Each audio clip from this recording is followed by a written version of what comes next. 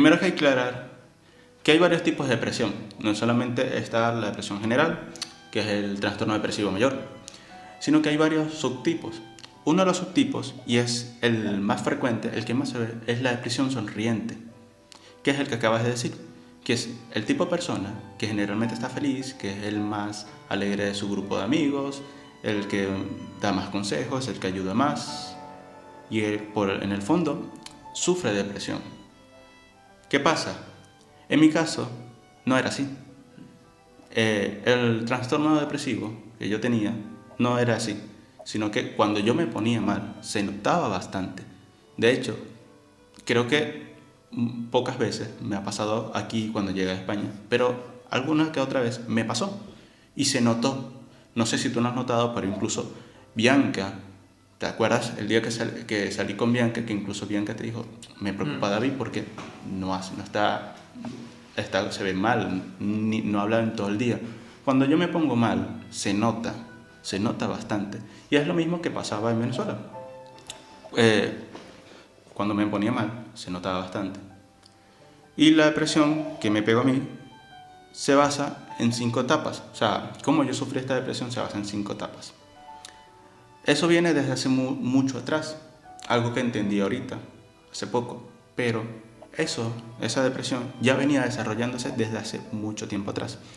Y es en 5 etapas. La primera fue el rechazo social y el rechazo de las mujeres hacia mí. Por mucho tiempo yo sentía un rechazo social por ser no diferente, sino que era un poco como que... No entraba dentro de lo que quería. Sí, aparte de que yo soy un poco más bajo, era un poco más flaco, entonces, aparte de todo eso, me veía mucho más joven de lo que era, por lo cual, tanto las mujeres me rechazaban y muchas veces era como el payaso del grupo, por lo cual me afectaba bastante en ese momento, hasta que llegó a un punto donde me dejó de afectar.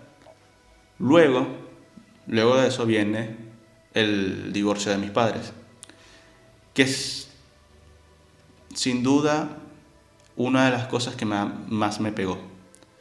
Fue algo que no me esperaba. Una de las cosas, yo le contaba a mi hermana, que una de las cosas que más me hacen sufrir son las cosas que no me espero.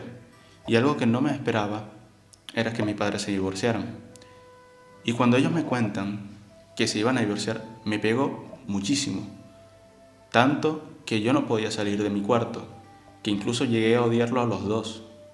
Llegué a odiar incluso a mi mamá por botar a mi papá de la casa. Yo no le hablaba por un tiempo. Yo no le hablé después a mi papá. Hace poco le había dejado de hablar a mi papá. O sea, el divorcio me pegó tanto, me terminó afectando tanto, que fue uno de los desencadenantes de mi trastorno depresivo.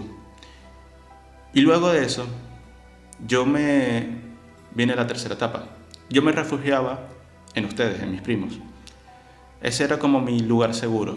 A mí no me importaba que la gente me rechazaba, o mejor dicho, sí me importaba, pero yo me refugiaba con ustedes. Entonces eso me hacía sentir mejor, igual con el divorcio de mis padres. Cuando mis padres se divorciaron, yo me fui a su casa. No sé si lo recuerdas, pero yo me fui a su casa y me quedé meses. Y es en ese momento, 2018, ¿te acuerdas bien? Que es donde ustedes me cuentan que se van del país. Y eso fue otra cosa que me pegó tanto, que ustedes se fueran, que yo sentí que me había quedado totalmente solo. Porque eran las únicas personas a quien yo les contaba todo y que yo sentía que me entendían, pues. Y al ustedes irse, sentí que me había quedado solo, porque incluso mis padres, que siempre fueron como mi lugar seguro, ya no estaban. Porque como el divorcio me afectó y no quería hablar con ninguno de los dos, sentí que me había quedado solo.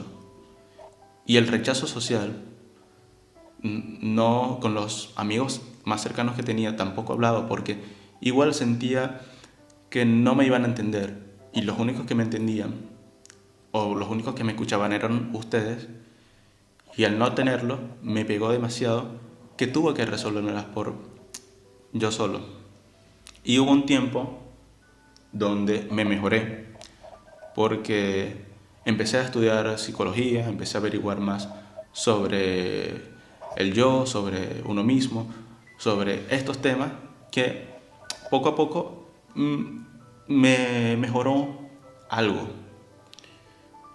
Y también es algo contradictorio porque la psicología dice, y de hecho yo lo retribuyo, que no hay que automedicarse, no hay que autodiagnosticarse y ir a un profesional. Algo que yo no sabía en ese momento, pero algo que no hice nunca. Tengo que recalcar que yo siempre me negué a un psicólogo, que yo no que odiaba la psicología, sino que yo me burlaba de ella. No sé si te acuerdas cuando estudiábamos en el liceo y tú me contaste que querías estudiar psicología en ese momento. Y bueno, no sé si te acuerdas que yo me burlaba de eso. O sea, yo me llegué a burlar mucho de ti y mucho de la psicología por eso.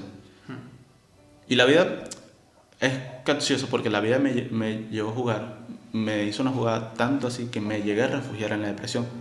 Tanto que yo, más que un karma, lo veo como no una bendición, sino es algo raro, porque fue como que la vida me dijo, ¿te burlas de esto?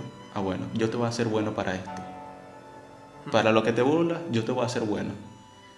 Y aprendí tanto de psicología en tan poco tiempo que quise aprender más y me terminó gustando, tanto que mi meta es basada en eso, en ser uno de los mejores psicólogos del mundo o incluso de la historia. Entonces, eso es algo que hay que resaltar porque yo siempre me negué a ir a un psicólogo. Cuando mis padres se divorciaron, mi madre me ofreció ir a un psicólogo y yo se lo negué varias veces. Yo se lo negué porque yo siempre dije que no lo necesitaba. Y siempre me negué. Cuando ustedes se fueron también me lo ofreció de nuevo y otra vez me negué. Yo siempre se lo había negado. Y por un tiempo me mantuve bien, o un nivel estándar. Para los que me conocen en Venezuela, yo siempre era muy callado. Algo que aquí cambié. Aquí soy muchísimo más alegre, muchísimo más hiperactivo e incluso puedo llegar a ser hasta el que más habla o el más fastidioso. Pero en Venezuela yo era alguien tranquilo. O sea, nadie notaba mi presencia. En Venezuela nadie notaba mi presencia. Yo estaba en el grupo de amigos y a veces parecía que no estaba. Incluso sin depresión o sin saber que tenía depresión. Luego, creo que luego de la tercera fase, está la cuarta, que fue como la gota que derramó el vaso.